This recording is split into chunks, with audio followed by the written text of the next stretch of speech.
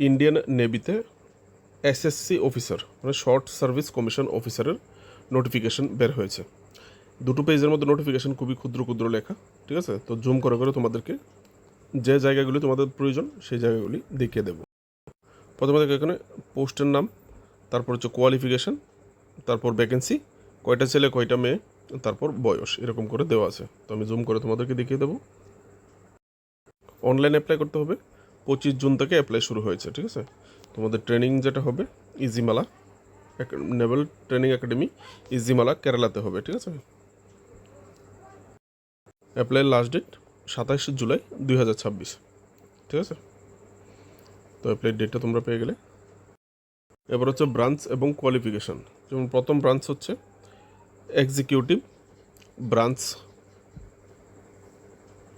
GSX cum hydro cadre. তো এখানে qualification দরকার BE BTech in any discipline, যে কোনো ডিসিপ্লিনে বিই বিটেক 60% মার্ক থাকতে হবে। এই পোস্টের জন্য ভ্যাকেন্সি রয়েছে 90টি, এর মধ্যে ইনক্লুডিং 10 হাইড্রো। এর মধ্যে মেন ওমেন মানে দুজনেই অ্যাপ্লাই করতে পারবে। Maximum 10 vacancies GSX and 2 vacancies in hydro for women, ঠিক আছে? তো এখানে জিএসএক্স কাম দিয়ে অবলিক দিয়ে হাইড্রো ক্যাডার দেওয়া ছিল। তো হাইড্রো ক্যাডারে মহিলাদের জন্য 2টো, আর জিএসএক্স ক্যাডারে 10টা ভ্যাকেন্সি আছে মহিলাদের জন্য। টোটাল 12টা ভ্যাকেন্সি, 90টার মধ্যে 12টা ভ্যাকেন্সি মহিলাদের জন্য রিজার্ভ আছে। এখানে হচ্ছে বয়স 2 জুলাই 2002 থেকে 1 জানুয়ারি 2008-এর ভিতরে জন্ম হতে হবে। তারপর 3টা পোস্টের জন্য একই যোগ্যতা, pilot, naval air operator officer, observer, তারপর হচ্ছে এয়ার ট্রাফিক কন্ট্রোলার। এই যে 3টা পোস্টের জন্য এখানে সেম যোগ্যতা, 3টা পোস্টের জন্য সেম যোগ্যতা। BE BTech in any discipline, minimum 60% mark থাকতে হবে বিই বিটেক। আর সঙ্গে ক্লাস 10 এবং 12-এ এগ্রিগেট 60% মার্ক থাকতে হবে অ্যাভারেজ, ঠিক আছে? যদি 10-12-এ 60% মার্ক না থাকে তাহলে অ্যাপ্লাই করতে পারবে না। আর 60% মার্ক থাকতে হবে ইংলিশে ইন ক্লাস 10 অথবা ক্লাস 12। ইংলিশের যে ব্যাপারটা, ক্লাস 10 অথবা ক্লাস 12-এ 60% মার্ক থাকলেই হবে ইংলিশে। আর যদি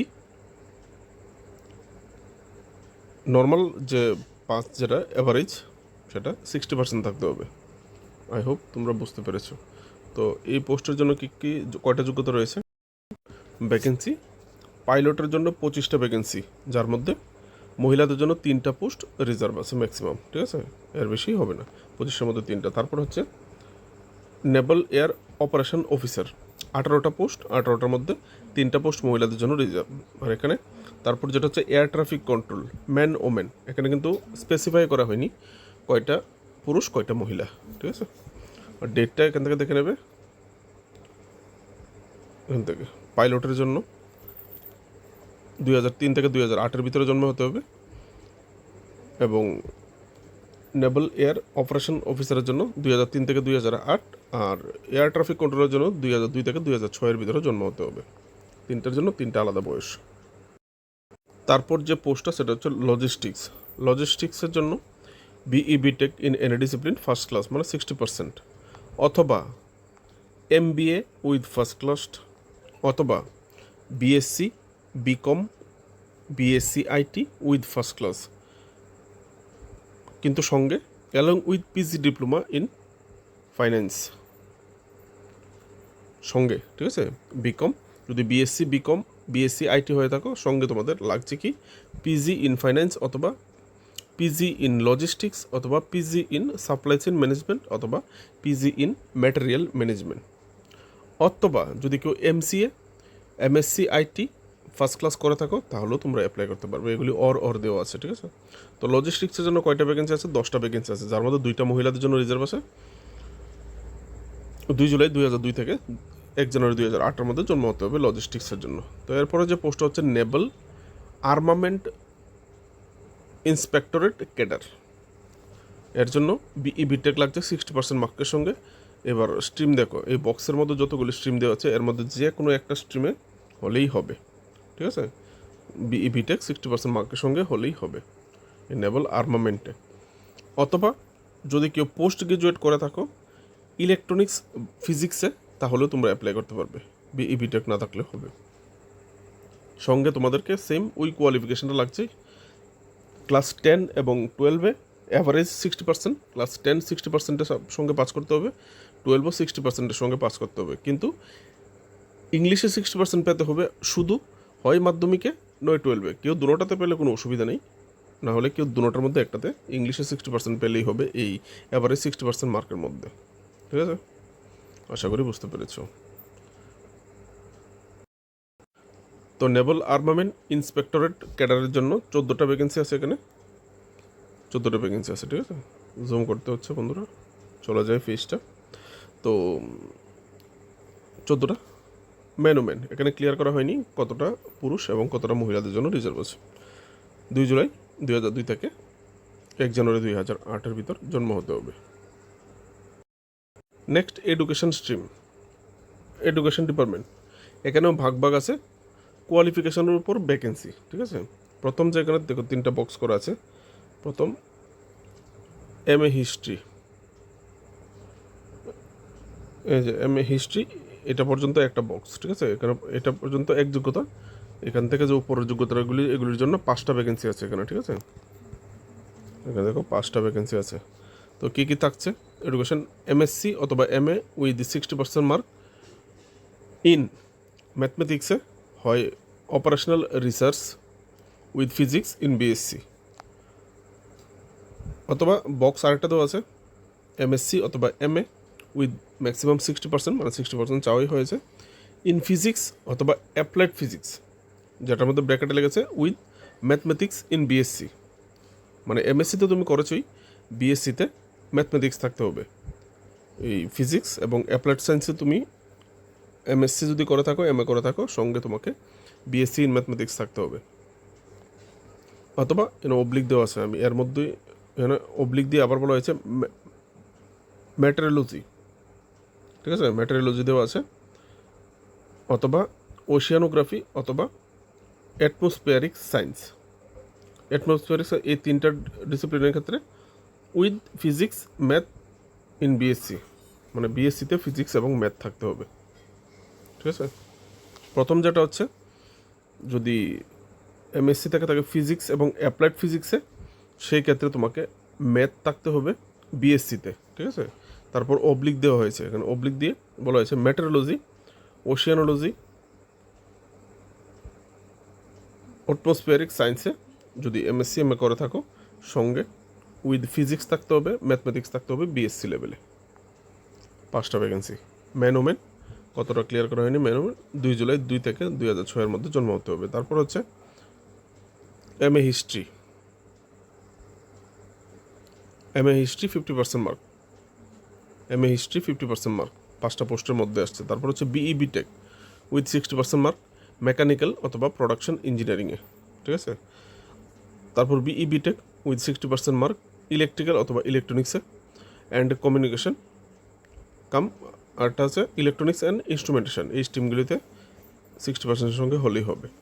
তারপর ME MTech with 60% mark in electronics and communication অথবা কন্ট্রোলস অথবা রাডার অ্যান্ড মাইক্রোওয়েভ অথবা অপটিক্যাল ফাইবার কমিউনিকেশন অথবা ডিজিটাল সিগন্যাল প্রসেস অথবা ওয়্যারলেস কমিউনিকেশন অথবা লেজার অ্যান্ড ইলেকট্রো অপটিক্স অথবা ভিএলএসআই অথবা পাওয়ার সিস্টেমস অথবা কমিউনিকেশন সিস্টেমস অথবা ইলেকট্রনিক্স অ্যান্ড ইনস্ট্রুমেন্টেশন। অনেকগুলো স্ট্রিম দেওয়া আছে, এর মধ্যে যে কোনো একটাতে এমই এমটেক 60% মার্কের সঙ্গে হলেই হবে।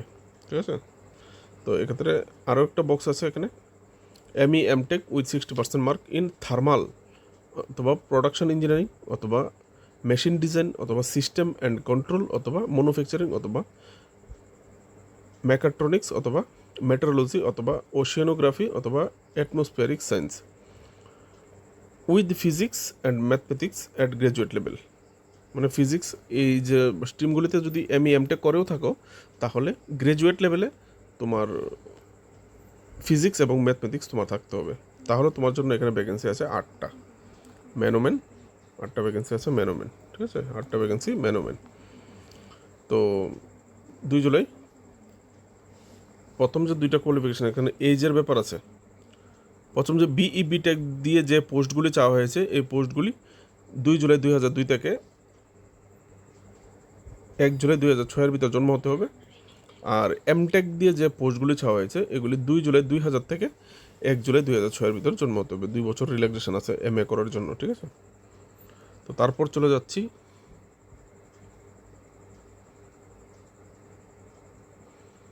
এখানেও সেম একটা কথা বলতে বলে গেছিলাম, সেম ওই অ্যাভারেজ ক্লাস 10-12-এ অ্যাভারেজ 60% থাকতে হবে, আর ইংলিশে 10-এ অথবা 12-এ 60% থাকতে হবে, ঠিক আছে। ব্যাপারটা বুঝিয়ে দিয়েছি অনেকবার। তো এখানে পরের যে পোস্টটা হচ্ছে engineering branch general service GS, ঠিক আছে। তো এখানে 24টা ভ্যাকেন্সি আছে ইঞ্জিনিয়ারিং সাইন্স জেনারেল ব্রাঞ্চে। স্ট্রিমগুলো দেখে নাও, বিই বিটেক হলেই হবে, 60% মার্কের সঙ্গে স্ট্রিম এখানে দেওয়া আছে। ছেলে মেয়ে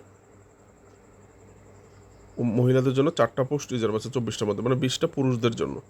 2 জুলাই 2002 থেকে 1 জানুয়ারি 2008-এর ভিতর জন্ম হতে হবে। তারপরে যে পোস্টটা হচ্ছে সাবমেরিন টেক ইঞ্জিনিয়ারিং। এখানে কোয়ালিফিকেশন কিছু বলেনি, ফার্স্ট ক্লাস অবশ্যই চাওয়া হবে, same as per serial number 8। Serial number 8-এ যেটা বলা হয়েছে সেটাই, মানে বিই বিটেক 60% মার্কের সঙ্গে, বিই বিটেক 60% মার্কের সঙ্গে সিরিয়াল নাম্বার 8-এ যেটা বলা হয়েছে সেটাই এখানে বলা হয়েছে submarine tech engineering. Same same মানে এই বক্সটাতে যা আছে, ঠিক আছে। তো এখানে 8টা ভ্যাকেন্সি আছে অনলি ফর মেন। এই সাবমেরিনের যে পোস্টটা অনলি ফর মেন, ঠিক আছে। 2 জুলাই 2 থেকে 1 জানুয়ারি 2008-এর ভিতর জন্ম হতে হবে। Electrical branch general service, electrical branch general সার্ভিসে বিই বিটেক 60% মার্কের সঙ্গে স্ট্রিমগুলি দেখে নাও, বক্সে স্ট্রিমগুলি দেওয়া আছে, স্ট্রিমগুলি যে কোনো একটাতে বিই বিটেক হলেই হবে, ঠিক আছে।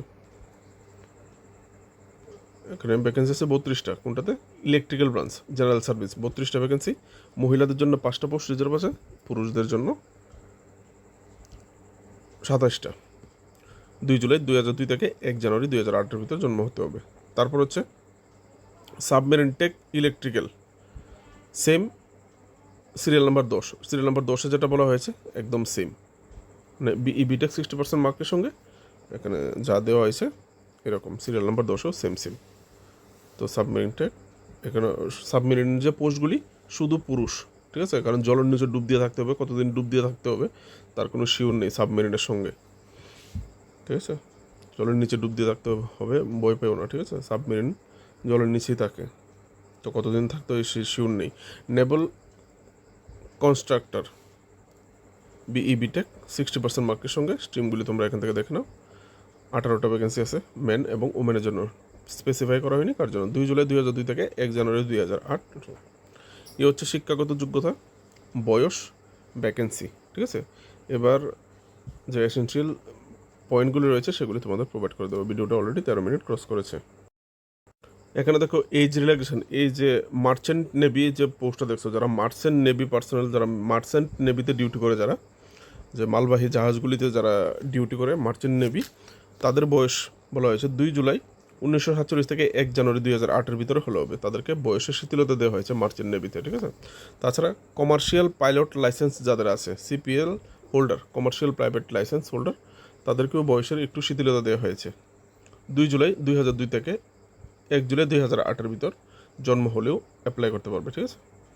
তো এগুলি ছোটো ছোটো কিছু ডিটেলস আছে যেগুলি তোমরা দেখে নেবে। আর যদি এনসিসিসি সার্টিফিকেট হোল্ডার কেউ থেকে থাকো, এনসিসিসি সার্টিফিকেট, তাহলে তোমাদেরকে যখন শর্ট লিস্টিং করা হবে তোমাদেরকে 5% ছুট দেওয়া হবে, 5% in cut off mark toward short listing for SSB interview. মানে তোমাদের যে সিলেকশনটা হবে এখানে কোনো পরীক্ষা হবে না, ইন্টারভিউর মাধ্যমে হবে।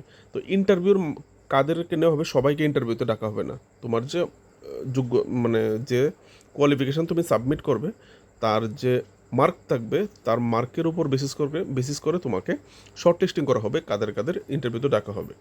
তো এইরকম যদি কেউ থেকে থাকো যে শর্ট লিস্টেড হয়ে থাকো, আর মানে শর্ট লিস্টিংয়ের সময় যাদের দেখা যাবে যে এনসিসিসি সার্টিফিকেট আছে, তো তাদেরকে 5% কম দেওয়া হবে, মানে 5% ছাড় দেওয়া হবে শর্ট লিস্টিংয়ের ক্ষেত্রে, ঠিক আছে। দেখা গেলো শর্ট লিস্টিংয়ের জন্য 70% প্রয়োজন বা 62% প্রয়োজন বা 65% প্রয়োজন, তো এখানে তাদের 60% পেলেও হবে, 5% ছাড় দেওয়া হবে শর্ট লিস্টিং ইন্টারভিউর জন্য। আশা করি তোমরা বুঝতে পেরেছো। তো এখানে দেখো who can apply, final year candidate also apply, ঠিক আছে? যারা ফাইনাল ইয়ারে আছো, ফাইনাল সেমিস্টারে আছো, তোমরা অ্যাপ্লাই করতে পারবে, এখানে বলা হয়েছে।